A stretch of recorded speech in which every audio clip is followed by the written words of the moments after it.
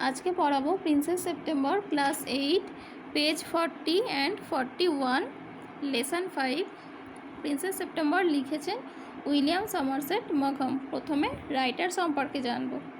William Somerset মঘম 1874 to 1965। William Somerset মঘম যিনি জন্মেছিলেন 1874 সালে এবং মৃত্যু 1965 সালে was a British playwright, novelist and short story writer. তিনি ছিলেন একজন ব্রিটিশ নাট্যকার। প্লেরাইট মানে নাট্যকার, নোভেলিস্ট মানে ঔপন্যাসিক এবং শর্ট স্টোরি রাইটার মানে হলো ছোটো গল্পের লেখক। ডিউরিং অ্যান্ড আফটার দ্য ওয়ার্স, যুদ্ধের আগে এবং যুদ্ধের সময়ে। ডিউরিং মানে সময়, আফটার মানে পরে। He travel to India and south east Asia, তিনি ভারত এবং দক্ষিণ পূর্ব এশিয়াতে গিয়েছিলেন। Of human bondage is regarded as Maugham's most important novel. Of human bondage হলো মোঘমের সব থেকে গুরুত্বপূর্ণ উপন্যাস। His other important works include, তার অন্যান্য গুরুত্বপূর্ণ লেখাগুলো হলো the razor's edge, the moon and sixpence etcetera. The razor's edge, the moon আর সিক্সপেন্স ইত্যাদি তার গুরুত্বপূর্ণ লেখা।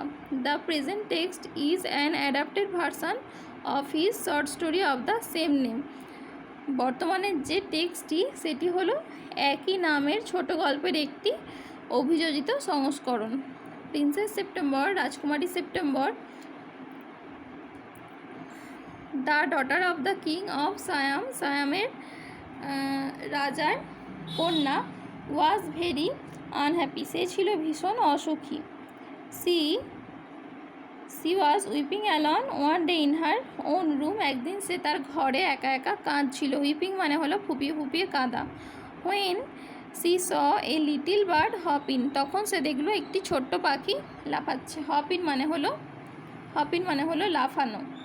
দেন the little bird began to sing, তারপর ছোট্ট পাখিটি গান করতে শুরু করলো। হি স্যাং এ বিউটিফুল সং, সে একটা দারুণ গান করলো।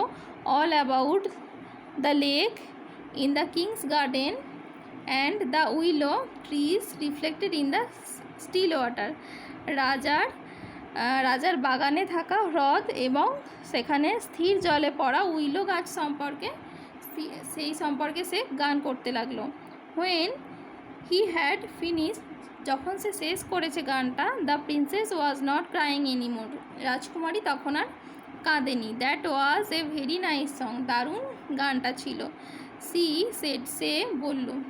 Would you want me to live with you said the little bird, ছোট্ট পাখিটি বলল, তুমি কি আমাকে তোমার সাথে থাকতে দেবে? Princess September clapped her hands with delight, princess September আনন্দে হাততালি দিতে লাগলো।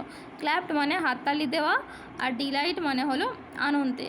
দেন the little bird hopped on to the end of the bed and sang her to sleep, তারপর ছোট্ট পাখিটি তার লাফিয়ে তার বিছানায় এলো এবং গান গেয়ে তাকে ঘুম পাড়িয়ে দিল।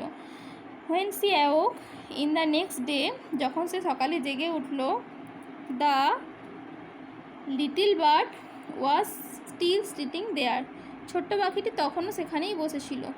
And as she open her eyes, যখন সে চোখ খুলল, হি সেড, সে বলল, গুড মর্নিং, শুভ সকাল।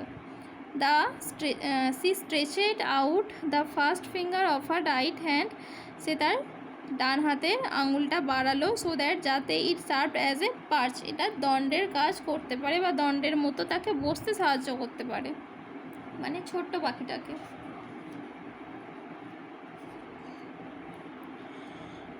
The little bird flew down and sat on it, ছোট্ট পাখিটি উড়ে গিয়ে এটার ওপরে বসলো।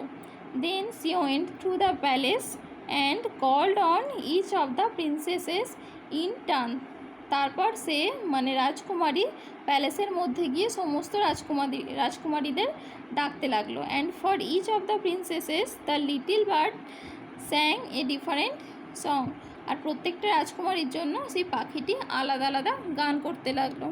দ্য আদার প্রিন্সেস, অন্যান্য রাজকুমারীরা, ওয়ার জেলাস, তারা হিংসা করতে লাগলো। অ্যান্ড ভিজিটেড সেপ্টেম্বর টুগেদার, এবং একসাথে সেপ্টেম্বরের কাছে সবাই গেল। Well my dear they said, তারা বলল, প্রিয়, your little bird flies in and out just as he likes, তোমার ছোট্ট পাখিটা ইচ্ছা মতো আসে আর যায়। They looked round the room, তারা ঘরের চারিদিকে দেখলো। Where is your bird now, তোমার পাখিটা এখন কোথায়? দে সেড, তারা বলল, he has gone off to visit his home, সে তার বাড়ি গেছে। সেট সেপ্টেম্বর, সেপ্টেম্বর বলল, and what makes you think